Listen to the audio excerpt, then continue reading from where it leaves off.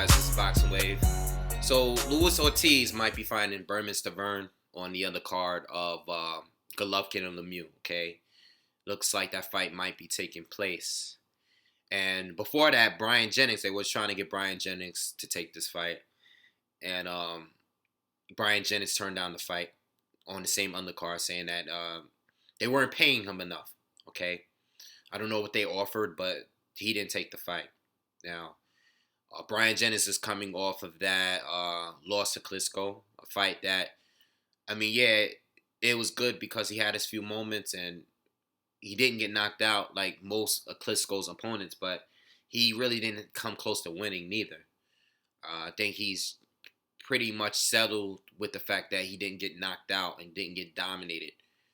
But he really didn't bring the fight towards Klitschko. He did at moments, but at the end of the day, Klitschko won that fight in the 12th round, and he put on the action in the 12th round. You know, Klitschko wanted to win more to me, and it seemed like Jennings was just happy with surviving. Okay. And you have Luis Ortiz that he failed the drug test after he beat Latif Coyote. He stopped him in the first round, and he failed the drug test after. Luis Ortiz is an undefeated fighter, Cuban fighter, started professionally kind of late. He's up there in age. I believe he's like 35, 36 years old. He's up there in age, and is a guy that Golden Boy is trying to push quickly because he is up there in age. A lot of power, you know, slick style, southpaw.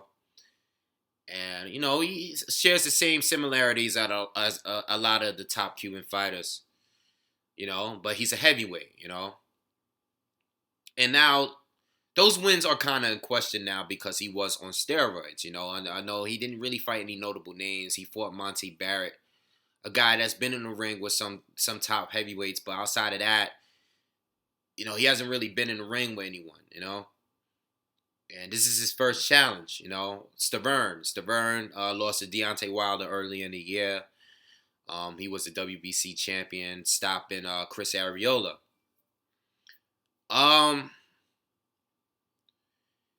You know, as far as Brian Jennings turning down the fight, if I was Brian Jennings' manager, I would not want him to fight Luis Ortiz. I mean, based on what I see, Ortiz looked like he might be better than of Mike Perez. Okay, I think he has more power, better defense, more slick. I think he's just a little bit more skilled than Mike Perez was. And Mike Perez against Brian Jennings was a pretty close fight. That fight could have definitely gone either way. It should have been a draw, in my opinion. But they gave it to Brian Jennings. But Luis Ortiz it looks good. You know, I don't know how much steroids is going to play in effect or played in effect before. And if I was Stiverne or Jennings or whoever chooses to fight Ortiz, I would definitely make him take a drug test before the fight. You know, because the steroid thing is no joke, and that's gonna stay with you for the rest of your career. But I wouldn't have advised Jennings to fight this guy. You know, he's coming off of the loss to Klitschko. You know, fight a slick, dangerous fighter like that with power, more power. And Jennings is still somewhat not that experienced, you know. I mean, he's good and he's at the top of the division, but fighting a guy like Ortiz, Ortiz has a lot more experience, you know, especially in the amateurs. And Jennings, I wouldn't have taken that fight for all of the reasons, you know, the steroid use, the skills. I wouldn't really favor Jennings to win that fight. You know, I'm just not sure. So I'm surprised he turned that. I'm not surprised he turned that fight down. I'm not sure if Jennings would win that fight. But he turned it down, blamed it on money, and now Stiverne might be fighting him. And I think it's a tough fight. You know, I really don't know where to go with that one. You know, Jennings didn't look good. Stiverne did not look good against Deontay Wilder. Okay, didn't look good.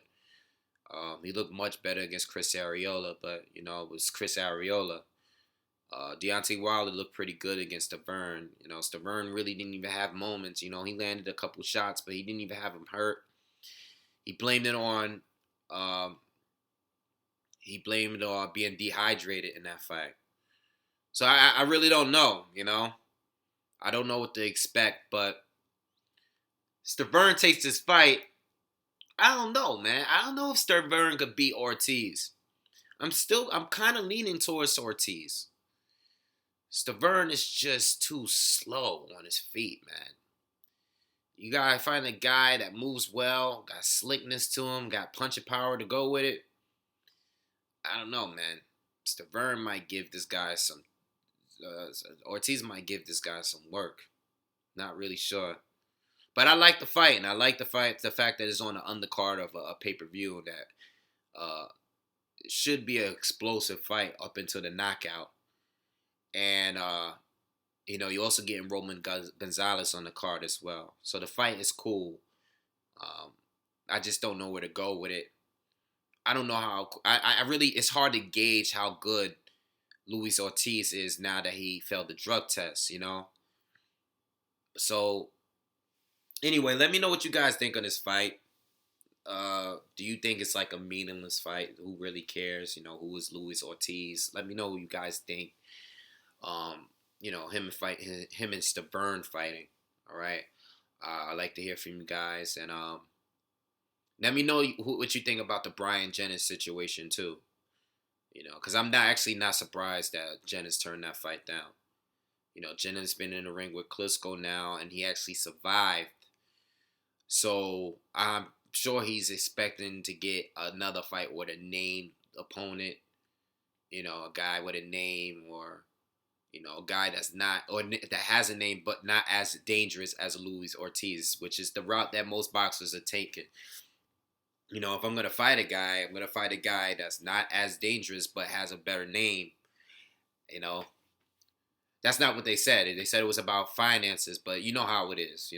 That's what I'm expecting. I'm just thinking like an advisor right now. Anyway, let me know what you guys think. All right, peace.